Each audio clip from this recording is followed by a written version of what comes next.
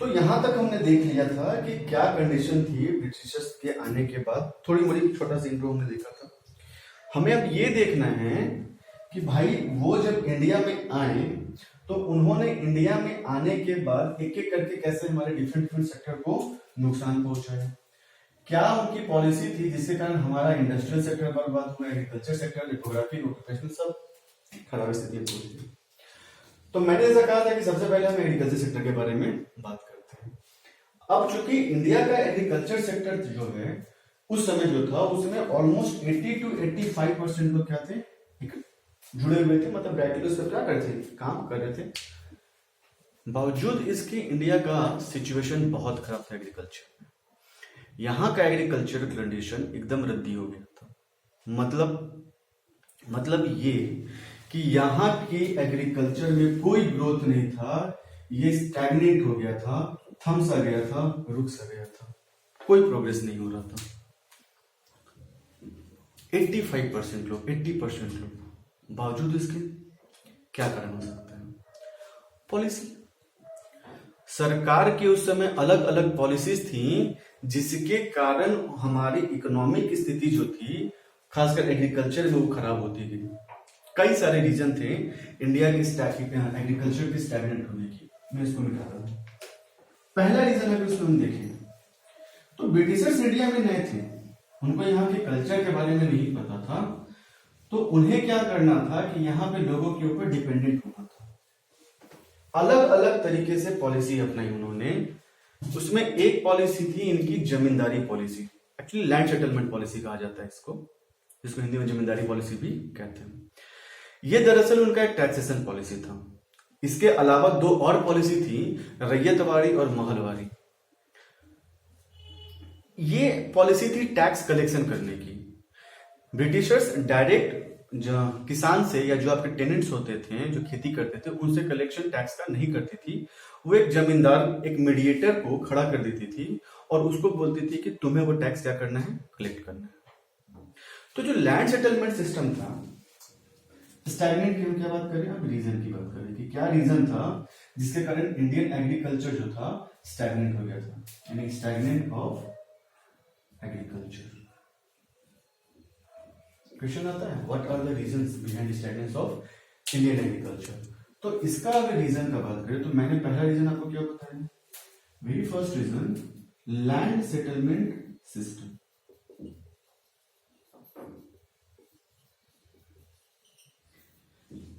इसमें एक इंसान को, जिसको हमने कहा जमींदारी सिस्टम भी कहते हैं, तो हमने ये जमींदारी सिस्टम यहां पर लागू किया। क्या था जमींदारी सिस्टम? इस जमींदारी सिस्टम में एक इंसान को बोला गया कि तुम्हें टैक्स कलेक्ट करना है। जमींदार ने कहा ठीक, हम उसी के मालिक, तो हाँ मालिक, टैक्स कलेक्ट करो। जमींदार खुश। इधर से ब्रिटिशर्स ने कहा कि एक मिनट ना, एक सनसेट रूल लाया। Mark my word, sunset. Sunset का मतलब सूर्य का अस्त होना, यानी जैसे ही सूर्य अस्त हुआ कुछ तो गड़बड़ होने वाला था। क्या रूल था? सनसेट रूल के अकॉर्डिंग अगर कोई जमींदार एक फिक्स्ड डेट पे, जो कि हर जमींदार का डेट फिक्स्ड होता था, उस दिन तक जितना उसे टैक्स कलेक्ट करना था, अगर वो कलेक्ट नहीं करता तो उसकी जमींदारी उसके हाथ से चली जाती। और जमींदारी मतलब सिर्फ पैसे का काम नहीं था, बोलो पैसे बहुत थे इसमें, एक रुआब हो जाता था। जमींदार, पुरानी मूवीज देखिए आप, 90s की 80s की, गांव की जिसमें स्टोरी हो, जमींदार लोग का क्या रुआब होता था उसमें पता चलेगा, कभी अपने गार्जियन से पूछिए। तो वो जमींदार कभी नहीं चाहता कि उसकी जमींदारी उसके हाथ से चली जाए, और इसके लिए वो चाहे जितने टाइप का मेथड यूज करे, वो पैसा कलेक्ट करता था और देता किसको था? ब्रिटिश को। अब जमींदार के साथ क्या था? जमीन नहीं है, सॉरी पैसे नहीं है, जमीन बेच दो। अब जमीन बेच दिए तो किसान के दिमाग में बैठेगा भाई पैसा नहीं दिए तो जमीन गया। जमींदार के भी दिमाग में कहीं ना कहीं ये बैठा हुआ है कि अगर टाइम पे पेमेंट नहीं किए हम लोग तो वो जमींदारी हमसे छीनी जाएगी। कहीं ना कहीं दिमाग में तो ये बात था। अब एक बात बताओ, न किसान को पता है कि उसके पास जमीन रहेगी कि नहीं रहेगी, और अगर एक पल के लिए उसके पास पता भी है कि ठीक है मेरे पास जमीन होगी, और अगर उपज कम है तो वो सारा पैसा जमींदार ले जाए या लगान के तौर पे सारा धन वो ले जाए, तो किसान के पास खाने के लिए बच जाए, वही काफी है। आप कभी हिस्ट्री पढ़िएगा तो आपको पता चलेगा कि उस समय कई फेमाइन हुए, लाखों लाखों लोग मरते थे, भूख से मर जाते थे। एक मैंने कहीं पढ़ा था बहुत पहले जब हम लोग तैयारी करते थे उस समय, एक बार राज दरबार लगा हुआ था, शायद दिल्ली का में था या कलकत्ता का, मुझे ठीक से याद नहीं, वो उस समय लगाया गया था जब पूरे देश में अकाल पड़ी हुई थी। ठीक है, ऑल तो सिलेबस में नहीं है, बस मैं ऐसे ही बता रहा हूँ। लेकिन ये तो कंफर्म था कि जो सिचुएशन था ना, जमींदार के अंदर इतना मोटिवेशन होता कि वो क्या करे, जमीन के इंप्रूवमेंट के लिए कुछ काम करे, ना ही किसान के पास। और किसान के पास अगर होता भी कि हाँ चलो ठीक है हम पैसे क्या कहते हैं कुछ इन्वेस्टमेंट करके अपने एग्रीकल्चर का प्रोडक्शन बढ़ा देते, तो शायद हो सकता है कि हमारी इनकम बढ़ जाए और हमारे जमींदार को लगान दे पाए और अपनी जमीन को हमेशा बचा के रखें। थी पॉसिबिलिटीज, इसमें कहीं कोई शक नहीं। लेकिन भाई जमींदार आया, उससे सारा पैसा लेके चला गया, कहां से पैसे बचेंगे उसके पास? तो जमींदार के पास, जिसके पास पैसा था, मोटिवेशन नहीं था, और अगर टेनेंट की बात करें मोटिवेशन था, तो उसके पास पैसे नहीं थे। कुल मिला के जमींदारी सिस्टम या लैंड सेटलमेंट सिस्टम अपने आप दो और रीजन को जन्म देता है। पहला रीजन लो इन्वेस्टमेंट। कहां से करेंगे वे लोग? पैसा ही नहीं है, और जिसके पास पैसा है उसको मतलब ही नहीं मिल रहा है, कौन करेगा? आज जमीन है पता नहीं कल रहेगा कि नहीं रहेगा, समझ में आई बात? तो ये लोग उस पर इन्वेस्ट भी नहीं करते थे। और अगर इन्वेस्टमेंट कम है तो यहां पर एक चीज और सामने आएगा, लो लेवल ऑफ टेक्नोलॉजी।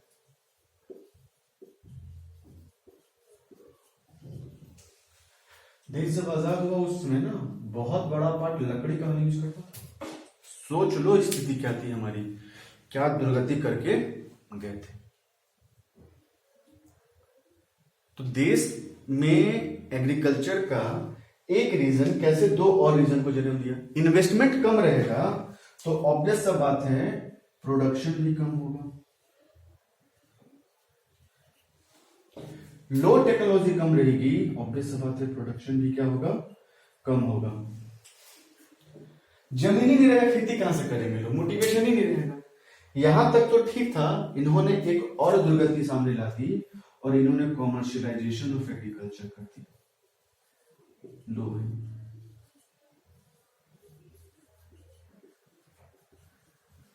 नील विद्रोह, ठीक है, इंडिगो रिवॉल्यूशन, आप लोगों ने ये सारा चीज पढ़ा होगा।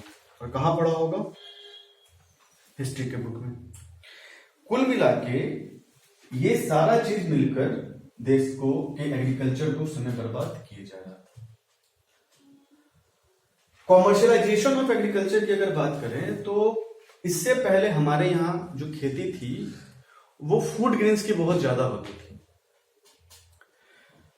उस समय नील का डिमांड बहुत ज्यादा बढ़ा और कॉटन का डिमांड भी बहुत ज्यादा बढ़ा, तो यहां पर प्रेशर पड़ने लगा इंडियन फार्मर्स पे कि आप कैश क्रॉप्स का प्रोडक्शन करें। कैश क्रॉप्स वैसे क्रॉप्स को कहते हैं जो ट्रेड के लिए बहुत अच्छे होते हैं, जैसे इंडिगो, कॉटन, वूल, ठीक है, जूट, ये सारी चीजें बहुत अच्छे माने जाते हैं। तो उनसे कहा गया कि आप कैश क्रॉप्स का प्रोडक्शन कीजिए। उन्होंने कहा कि ठीक है। अब कैश क्रॉप्स का प्रोडक्शन करने का दो नुकसान। पहला, अगर आप कैश क्रॉप्स का प्रोडक्शन करेंगे तो आपके फूड ग्रेन्स का प्रोडक्शन तो कम हो जाएगा ना, क्योंकि उसी जमीन पे या तो आप कॉटन उगाते या तो आप चावल उगाते, राइस उगाते। आपने कॉटन उगाया, राइस का प्रोडक्शन कम। और हम क्या जानते हैं, अगर डिमांड कांस्टेंट हो, सप्लाई कम हो जाए तो दाम बढ़ेगा, और इसका सबसे बुरा मार किस पे? गरीब लोगों पे। और ये अल्टीमेटली फिर से एक फेमाइन की ओर इंडियन पॉपुलेशन को ढकेल दिया। मतलब कॉमर्शलाइजेशन का ऑफ एग्रीकल्चर का एक नुकसान तो ये कि कैश क्रॉप्स का प्रोडक्शन बढ़ गया, और कई बार लोगों ने ये भी कहा कि नील की खेती करने से, इंडिगो की खेती करने से मिट्टी की फर्टिलिटी क्या हो रही थी, कम हो रही थी। तो ये सारे रीजन जो थे इंडियन एग्रीकल्चर को स्टैग्नेट करने में, रोकने में रिस्पॉन्सिबल थे। अगले सेक्शन में हम देखेंगे कि इंडस्ट्री सेक्टर इंडिया का कैसा है, और फिर उस पर क्या करेंगे हम लोग बात करेंगे। ठीक है।